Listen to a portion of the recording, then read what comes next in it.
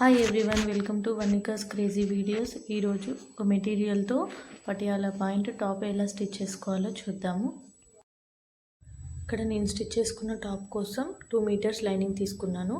లైనింగ్స్ని double fold చేసుకున్నాను. ఇక్కడ fitting కోసం కరెక్ట్ సెట్ అయ్యే సైజ్ని తీసుకొని ఒక 1.5 ఇంచ్ ఎక్స్ట్రా కట్ చేసుకున్నాను.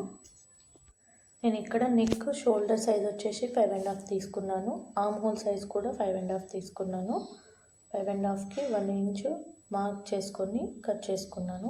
2 పార్ట్స్ని సపరేట్ చేసుకున్నాక ఫ్రంట్ నెక్ వచ్చేసి 3 తీసుకొని బ్యాక్ నెక్ 6.5 తీసుకున్నాను. నెక్స్ట్ ఇక్కడ హ్యాండ్స్ కట్ చేసుకుంటున్నాను.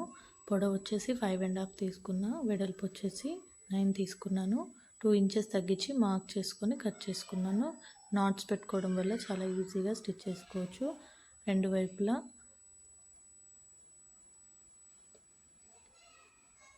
ఇలా క్లాత్ని లైనింగ్ని అటాచ్ చేసుకోవడం వల్ల చాలా ఈజీగా స్టిచ్చింగ్ చేసుకోవచ్చు. ముడత రాకుండా ఉంటుంది. ఇలా నెక్ పై ఒక స్టిచ్చింగ్ వేసుకున్నాక మనం తీసుకునే పైపింగ్ క్లాత్ని క్రాస్గా తీసుకోవాలి.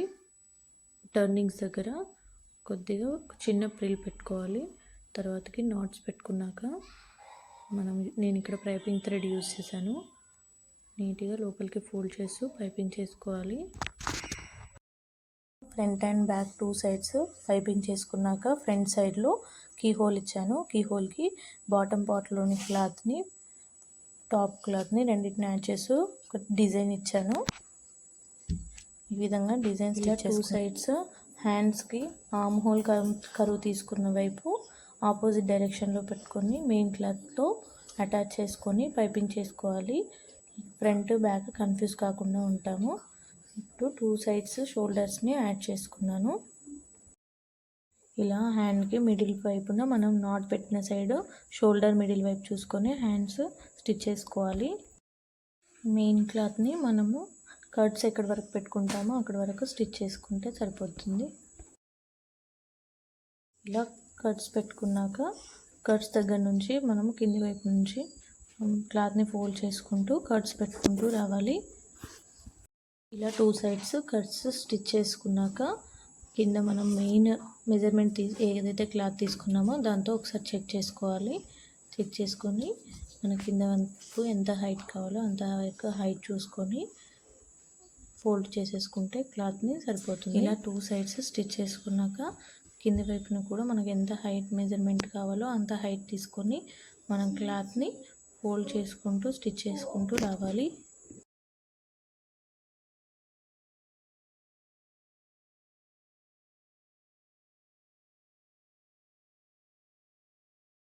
ఇలా 2 సైడ్స్ క్లాత్ని స్టిచ్ చేసుకోవాలి.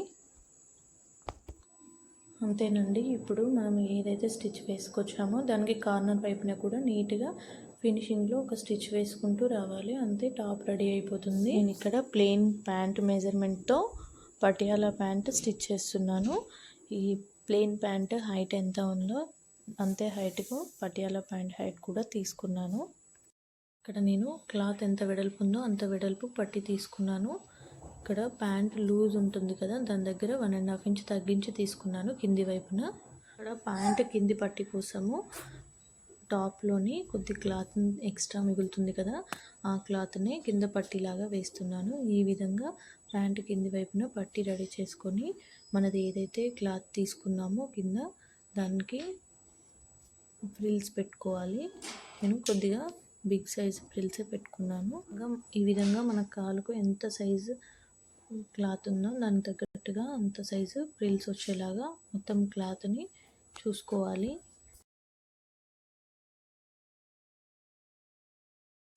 ఈ విధంగా నేను 2 సైడ్ల లెగ్స్కి సేమ్ ఇదే విధంగా స్టిచ్ చేసుకున్నాను. ఇలా స్టిచ్చింగ్ చేసుకున్నాక కొద్దిగా సైజ్ చూసుకొని జిగ్జాగ్గా స్టిచ్ చేసుకోవాలి. జిగ్జాగ్ స్టిచ్ చేయడం వల్ల చాలా బాగుంటుంది చూడడానికి కూడా. ఇక్కడ మనం సైజ్ ప్యాంటు లూజ్ చూసి చెక్ చేసుకొని అక్కడ నుంచి మనం కిస్తా పొడవు 9 ఉంటుంది, అంతవరకు వదిలేసుకొని ఒక స్టిచ్ వేసుకొని రావాలి. ఇప్పుడు కిస్తా పొడవుకు 2 వైపులా లెగ్ పార్ట్లోని కిస్తాలను యాడ్ చేసుకోవాలి. ఆపోజిట్గా ఉంటుంది. రెండింటిని యాడ్ చేసుకోవాలి. ఇలా 2 కిస్తాలను యాడ్ చేసుకున్నాక ఒక పైనుంచి ఒక స్టిచ్ వేసుకొస్తే చూడడానికి నీట్గా ఉంటుంది.